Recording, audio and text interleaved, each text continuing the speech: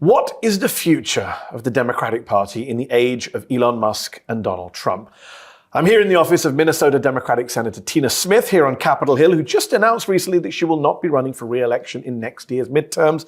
Senator Smith, thank you for joining us on Mehdi Unfiltered. Thank you for welcoming us into your office. Thank you so much. I'm really happy to talk to you in person. Yes, we did so many COVID remote interviews during my MSNBC days. Appreciate being here.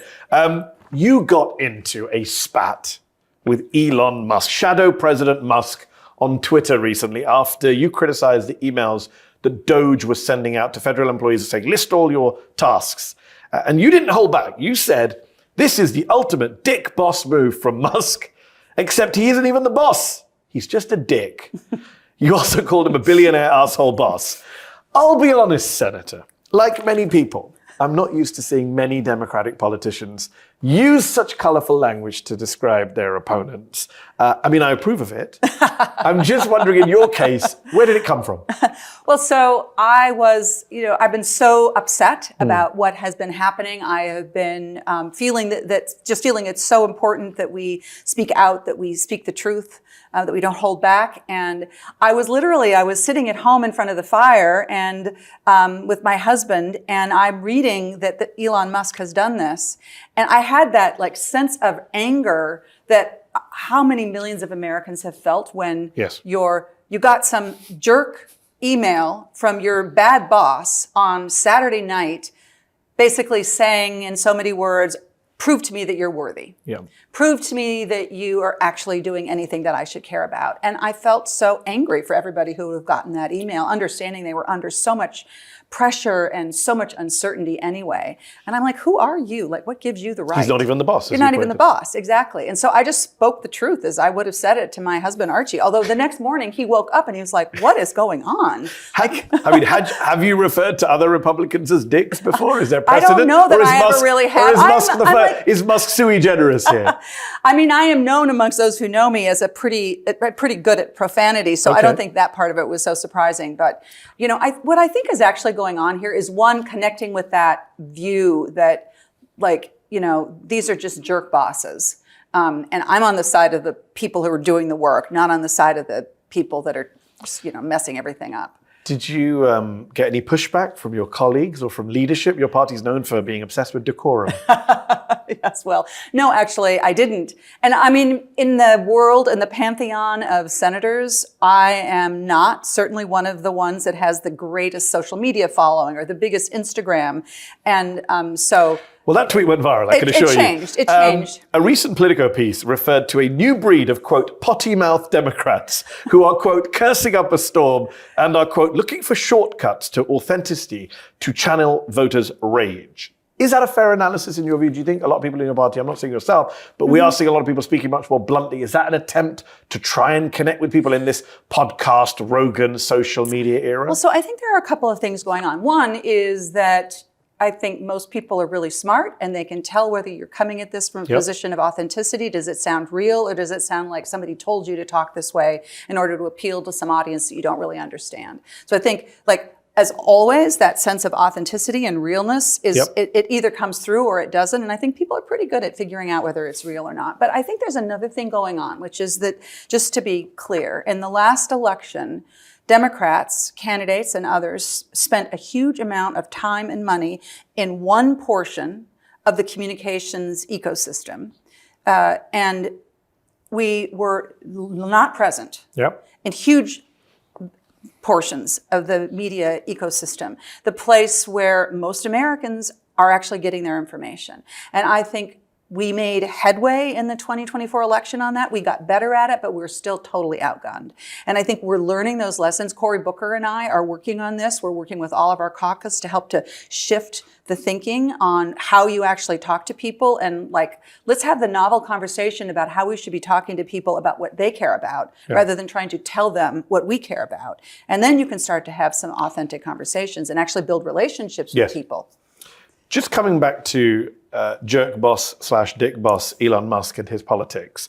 10 years ago, he was a pretty conventional centrist Democrat who believed in climate change and backed Barack Obama. Today, he backs not just Trump, but the AfD in Germany. He amplifies neo-Nazis, white supremacists on his website. What is your read of him and his politics? Well, so I can't look inside his heart and mind. I don't know where he's coming from. Wherever he's coming from right now, I think is really despicable. He comes off to me like a guy who is pretty sure, we've all known these kind of people, they're pretty sure that they're the smartest guy in any room that they walk into. Liking this video? Then don't just watch, hit like, share and subscribe. And tap the bell so you never miss a video or live show. But if you want early access to exclusive content, then you have to head to Zeteo.com and subscribe now. You'll be supporting fearless, independent journalism. And so you've got that going on. At the same time, you have this other thing going on with our politics right now with the Trump administration, which is deeply corrupt. So here is an individual who spent $200 and something million electing Donald Trump very overtly. It was a in public transaction. You know, this is the money that I'm spending, and then in return, this is what I want. He's getting it. And I mean, the most dramatic example of that was the auto show for Tesla. That happened on the White House. Became a car dealership. The White House lawn the other day. But I mean, in more, maybe slightly more discreet ways, so still right out there in public. You know, he has his Doge guys in at the FAA saying that this contract that the FAA was working on is not going to work. I want Starlink to get that contract. It is the most overt corruption. And that's, I think, what's happening here. He is not vetted. He was not approved by you and your colleagues in the Senate. You didn't vote to confirm him. Right. No security back now. Is he a threat to our democracy? I think he is an absolute threat to our democracy. But his threat is rooted in Donald Trump. Yes. So I think lots of us have been talking about, you know, are we focusing too much on Elon Musk? Should we remind people that the person who empowers him every day is Trump? And I think that that's absolutely right, too. I was actually going to ask you, who, and I've asked a lot of Democrats this question, who do you think is in charge? Is it Trump leading Elon, or is it Elon leading Trump? It's hard to know, right? I mean, it's hard to know. I think that Trump is very wily, and I think that he is on all of the stuff that Doge is doing. I mean, right now we have a situation where they are potentially dismantling the Social Security Administration. We could talk about that. It's quite terrifying and quite interesting when you think about how they would go about doing that. At the end of the day, Trump is responsible. But don't you think that sometimes he's happy to have Musk out there sort of absorbing some of that attack? And then when he thinks, when it just becomes too much, then Trump could look like he's bringing him back. He did this with the cabinet the other day. And he said, use a scalpel. Not a, whatever it was, the phrase he used to try and say he's going to restrain Musk. But nothing really changed. Not at all. So it's all performative. So on Musk, though, let me ask you this, Senator. Should Democrats have stood up to him much earlier? I mean, in 2022, you had control of the White House, the Senate, and the House of Representatives. And no Democrats did anything to intervene to stop him from buying Twitter. There was no call for investigations or hearings into his security background, his foreign ties. There was no attempt to throw any sand in the wheels. As recently as 18 months ago, your boss, Chuck Schumer, was hosting him at a forum here in the Senate just 18 months ago. And of course, the Biden administration for 4 years continued handing out multi-billion-dollar contracts to his various companies. Shouldn't Democrats have taken a stand against Musk much earlier? Well, it's hard for me to answer that question. I mean, if I knew then what I know now, I would feel, you know, who knows. You had no concerns in 2022 when he was buying Twitter? I mean, I didn't like that he was buying Twitter, but it wasn't clear to me that there was any legal recourse or anything that we could do to stop it. And I do want to say, you know, you're referring to this big AI summit that Leader Schumer and Todd Young, Republican, and it was a bipartisan summit that was convened. And there were many, many tech billionaires and other tech leaders. There were also labor leaders, the head of the But none of those people had mocked Nancy Pelosi's husband at that point, who had been attacked. That's exactly right. But I think that, I mean, I'm only making the case, or I'm only making the point that that was an opportunity to sort of hear in a broad way about what these people were really thinking about and looking at. And when it came to AI, it was in no way an endorsement. But in hindsight, I'm just wondering, knowing what we know now, even if we take that line, could Democrats from the administration, with contracts, with the Senate, with hearings, have done something to stop the richest man in the world from taking over our government? He's now a threat to our democracy. I mean, I don't know. I mean, it seems sort of old-fashioned, doesn't it? In this moment, that even just 2 years ago, there would be contracts let by the FAA based on best bid and best contract. That's not something that a politician would typically get involved in. And in the old-fashioned world that we lived in then, I would have said that would have been the right thing. Why should I be determining who gets contracts. So yeah, I can assure you, if George Soros tried to buy Fox News tomorrow, Republicans in government wouldn't sit back and let him do it. Yeah, I hear what you're saying. There are a lot of people saying that this is a moment for Democrats to cut ties with an unpopular billionaire class. Bernie Sanders, as you know, is touring the country, getting huge crowds for his anti-oligarchy events, tens of thousands of people. And yet in a recent retreat for Democratic Party consultants in Virginia, according to Politico, they concluded that your party, and I quote, should move away from the dominance of small dollar donors. Do you agree with that? No.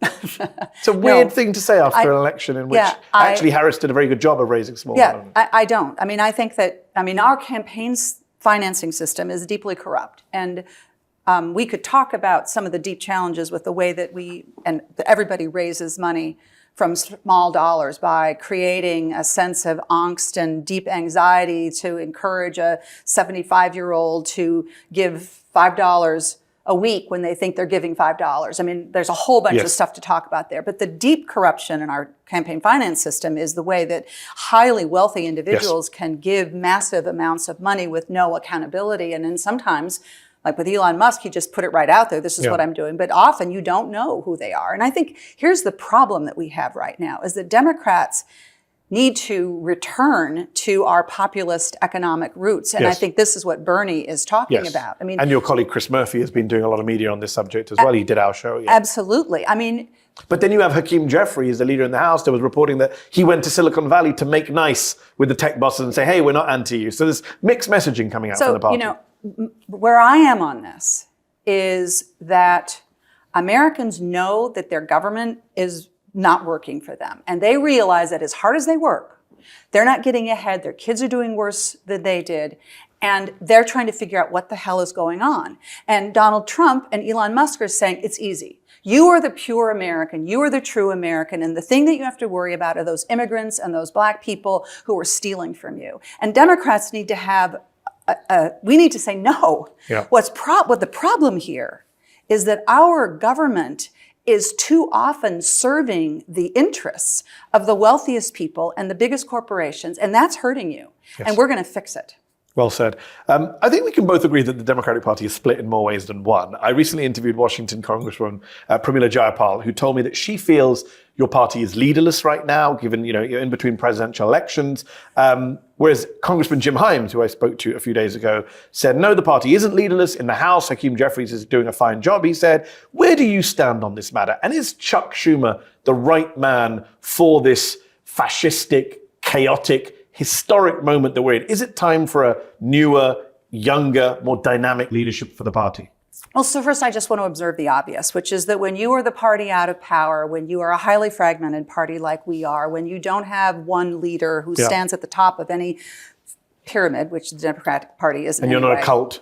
Right, exactly. We are struggling because of that. And, we've got the head of the DGA and the head of the DNC and the head of the House and the head of none of those people were, reached that position because they were like the best spokesperson for the party or the best. And the average American is thinking, who speaks for Democrats? Right, exactly. And so, what I wish was happening more is that my party was making room for some of the dynamic leaders who are excellent communicators, who can really make a point. People like Chris Murphy and Alyssa Slotkin. And for me, this is not a left-right issue. This is about our ability to connect with people and what's really happening in their lives. Because I think if you take the list of progressive policy goals that we have, you might say, oh, those are left, but actually it's what most Americans want. What I wish was happening is that our leadership would make room for those leaders so that they could step into that. So you mentioned Michigan Senator Alyssa Slotkin, rising star in your party. The Democrats picked her to represent your party and respond to Donald Trump's address to Congress. You called her rebuttal the best so-to response I've ever seen. Slotkin told The Atlantic that the highest praise she hoped to hear for her speech was, and I quote, that sounded pretty normal. And I get that. We live in a very abnormal era, and when you listen to Donald Trump speak, you're desperate for normality. But a lot of your critics within the party, in your base, I spend a lot of time on Blue Sky now, where a lot of a lot of hardcore Democrats want your party to do more. You see it, right? Yeah. They say sounding normal is not good enough. We need something more than that. What do you say to people who say that to you? Well, I think what people are craving is a vision for the future. And that sounds, even just saying that sounds a bit cliche. But maybe also anger, passion? Absolutely. And a sense of urgency. Yes. But a sense of help me believe that you have a better idea and that you can lead me to that better idea, that you can build a coalition of support to accomplish that better idea. Now, Alyssa, and it was one of the hardest jobs in politics. You've got a very short period of time to try to reach out to a large number of people and just say something that people will understand. Yes. And I thought she did a great job of that. But this is not to say that we are in an urgent moment. And, I criticize my party for being too cautious, too incremental. I think it's some of that old neoliberal, we're going to do a little tax incentive so that childcare is a little bit more affordable instead of saying, no, hold the phone. Yeah. We need to completely rethink the way people get childcare in this country. And healthcare. And healthcare and housing. Yes. So here's what I don't get, though. Senator Slotkin rightly said in that speech, in her response, that democracy is at risk right now from Donald Trump. Those were her words. And yet she has voted to confirm almost half of Donald Trump's cabinet nominees, as have a lot of your Senate colleagues. In fact, since giving that response to Trump, she and 6 other Democratic senators confirmed his Labor Secretary nominee just the other day, which I know you voted against. As I say, several, I can't remember how many, but a bunch of Senate Democrats have voted to confirm almost half of his cabinet nominees. Doesn't that send mixed messages to the voters? Trump threatens our democracy, but we're going to keep voting to confirm his unqualified nominees. Yeah, well, so this is how I make my decisions. Do I believe that somebody is capable of doing the job? Yeah. And 2, do I believe they're going to follow the law? Yeah. And that is why I am voting against, I think, nearly all of these nominees. I voted for Secretary Rubio because I was not yet fully appreciating the capacity of these people to not follow the law. 99 senators voted for Marco Rubio. Right. Every Democrat, including Elizabeth Warren, Bernie Sanders, you all voted for him. So, at the time, some of us were like, what is going on here? Was it collegiality that he's a former Senate colleague of his? Because right now, he's the guy helping Trump throw Zelensky under the bus. He's the guy personally trying to deport a Palestinian green card holder and leading that authoritarian charge. And yet every Democratic senator voted for him. So you learn a lesson. I think what happens a lot of times, one of the criteria that my colleagues use when they're trying to decide who to vote for, and I think this is why the Labor Secretary got so many votes, is they're asking themselves, understanding she had the support of a lot of labor unions. Yes. Is this people will say to themselves, this is the best that we can expect from this administration. This person is going to be better than who might come up next.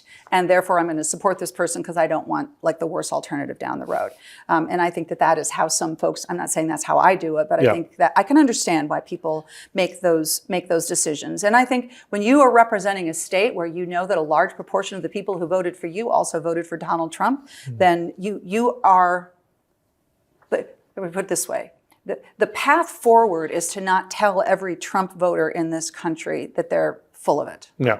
The path forward. No, I agree with that. And I know that's not what you're saying. I agree with that. I just worry that sometimes there's a little bit too much savviness in DC. I don't think the average Michigan voter is thinking, did Alyssa Slotkin vote for the Labor Secretary and checking a scorecard before they go to vote? But on Rubio, Chris Van Hollen, Chris Murphy have come out and said, we regret our votes for Rubio. I assume you're in the same camp? I do. When you look at the Democratic Party today, do you see a party that has the guts, the backbone, the energy to stand up to people like Musk and Trump? Because we saw in that speech to Congress, only one Democrat was willing to stand up and actually call out Donald Trump to his face, Al Green. He was ejected. 10 Democrats then voted to censure him.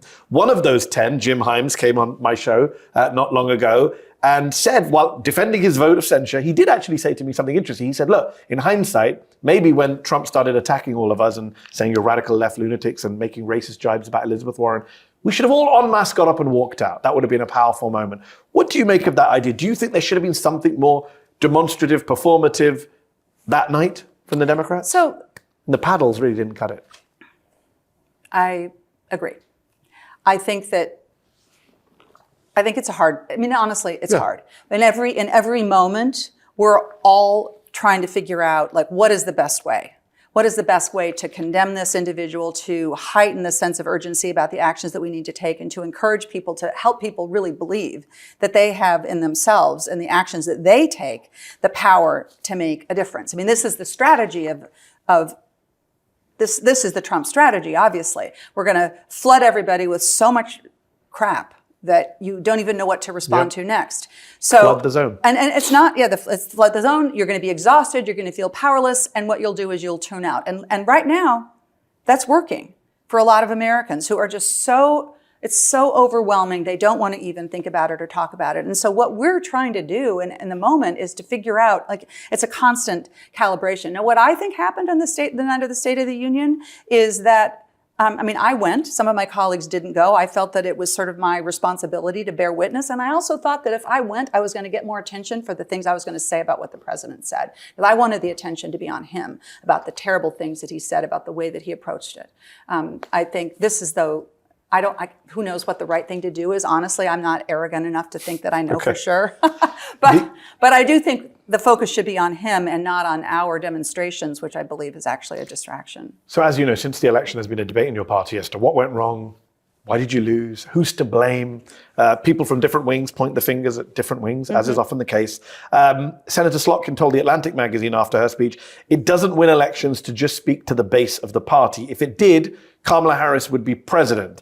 And it has become fashionable on the, I don't know what you want to call it, moderate centrist wing of the party to say there was too much kowtowing to the base, to the leftists, to the groups, to the activists.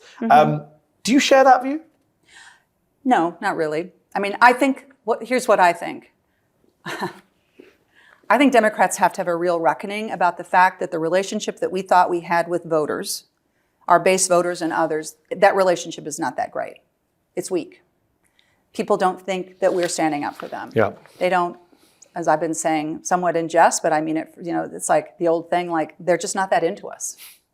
And we have to evaluate that. And I think that this argument or this discussion about base versus, persuadables, it sort of dehumanizes the reality of where people are in their lives and what they really care about. And that, I believe, is what we need to focus on. What I worry a lot about this, do we need to be more moderate or more left? Because I don't think that's the issue. The most progressive ideas that we have in the Democratic Party are often the most popular ideas that we have in our party. It's also, the way I see it, it's not as much left versus right as do you have a fighter or not a fighter? People want to see some fight, regardless of the policy position. That's exactly right. And are you on yes, whose side are you on? Whose side are you on? Right. It Really makes me laugh when I hear people saying Harris tried to appease the lefty base and the activists, when on the crucial issue of Gaza, she refused to listen. She refused to break with Joe Biden. She refused to say anything different. She wouldn't entertain an arms embargo or even criticize Netanyahu publicly. A YouGov poll a few months ago found that Gaza was the top issue for Biden 2020 voters who cast a ballot for someone other than Kamala Harris in 2024. Would you agree that Gaza hurt your party, especially with young voters, people of color, last November? I honestly can't say that it's in a way I want to respond to that like my old self as a strategist and I'll show me the data, let's look at this. I'm going to just put that aside because as a senator, I think that Harris tried to put a little bit of space between her and the president, but she was also so constrained by that. And I think that at the end of the day, that was one of the things that was difficult. I think when you look at the election and what happened in the presidential election or losing the Senate, it's a mistake to say that there is one thing or, because I don't think it's the case. And not one thing, but it was a top issue for a lot of people who stayed at home or diverted to other areas. You were one of the 19 Senate Democrats who voted last year in favor of Senator Bernie Sanders' ultimately unsuccessful attempt to stop the sale of some U.S. arms to Israel. But that 19 is less than half of the Senate Democratic caucus. Forget Republicans, none of whom voted for it. The majority of your Democratic colleagues refused to vote for it. A majority of House Democrats last year refused to call for a ceasefire. For a lot of activists and regular voters, the Democratic Party looks like it's scared of Israel, of AIPAC, of the pro-Israel lobby, of being accused of being anti-Israel or anti-Semitic. That does seem undeniable. it's, you ask that question as if there's sort of like some big monolithic Democratic Party and that, I can explain it. And I can't. Well, you're in a minority. And so, what I'm saying is you're in a minority in the party on this issue. Yes. The majority are still going along with killing, arms, not calling for a ceasefire. And people wonder, a party that's progressive on so many issues, on this one issue, you're with Netanyahu. My view of it was that was an opportunity to say that we are going to stand up for our values, that we are not going to we're not going to become complicit in the actions of this person who, this person, and also the activities of this country when we believe that they're antithetical to our values, and also, in my mind, not following our laws. Yes, but you did become complicit. Not you personally, but the United States did become complicit through weapon sales and ignoring the Leahy law and all of this stuff. You would agree with that? I mean, I think it was bad decision for people not to vote as I did, of course. There's also a pervasive anti-Palestinian racism in US politics and American public life. You have Donald Trump using Palestinian as a pejorative. He called Chuck Schumer a Palestinian and said he's not Jewish anymore, he's a Palestinian. Such which a is disgusting thing to say. But even Joe Biden was criticized by Palestinian Americans last year for seeming indifferent to their pain, questioning the Palestinian death toll. And now you have a Palestinian green card holder in New York en route to being deported, possibly. He's been detained, disappeared. Is it not racism and prejudice that is driving a lot of anti-Palestinian discourse in the US right now? I think that it is. I mean, I think what we're seeing here with Mr. Khalil is, at the very least, we should be able to come together around the idea that everybody deserves due process in this country. And but this is, I can see this as the kind of the handbooks of an authoritarian leaning regime. What you do is you want to tell people, like, your problems are because of those others. We've seen this over and over again as authoritarian regimes have built power. And we have to stand up to that. And like these people are bullies. Yeah. And if you don't stand up to bullies, they will keep on taking things from you. And that is, I think, the moment that we're in. You announced recently that this will be your last term as senator, saying it's a huge honor, huge responsibility, but I also never have had the feeling that I needed to do this until I was, ancient. Now, you are 67 years young, but of course, ancient is a relative term. Congresswoman Nancy Pelosi is 84 years old. Senator Chuck Grassley of Iowa is 91 years old. Senate Minority Leader Chuck Schumer, 74 years old. The president is 78. His predecessor was 82. Does US politics have an age problem? Are we living in a gerontocracy? We are living in a time where we need new leaders. We need young leaders. We need leaders that Americans can see and can relate to in some really important ways. And my father is 95. I just watched a video of him driving his ATV around on the road where the cabin is. And so I don't know about you, but I feel this sort of tension because I don't want to say, oh, just because you reach a certain age. Does your dad want to run for your seat? No, he does not. And in fact, he often says, like, I'm 95 and I'm in pretty good shape, but like he could be the United States Senator. I am not into that. But I don't know about you, but I feel some tension and pull about not wanting to say that because you are a certain age that you're not capable, or I don't want to do that. I don't want to express that value, but. And I said this when I was announcing that I was going to not run again. I look at the next 10 years of my life and what I want to do in my life, and this isn't the only thing. And if I felt differently, if I felt like if I was the only one who could do this job, maybe I would feel like, yes, indeed, I have to stay here. I do think that too many of my colleagues who've been here for a long time develop the feeling that they are the only ones, and they're not. Well put. What would you say to critics, just very briefly, who say Gary Peters is not standing in Michigan? Jan Shaheen just announced in New Hampshire she's not standing. You're in Minnesota. Some people might say, are you jumping from a sinking ship? This is Democrats not wanting to run again because they're worried about the future of the Senate. Yeah, what do you say to people who say that? I understand why people would ask that, but the answer is absolutely not.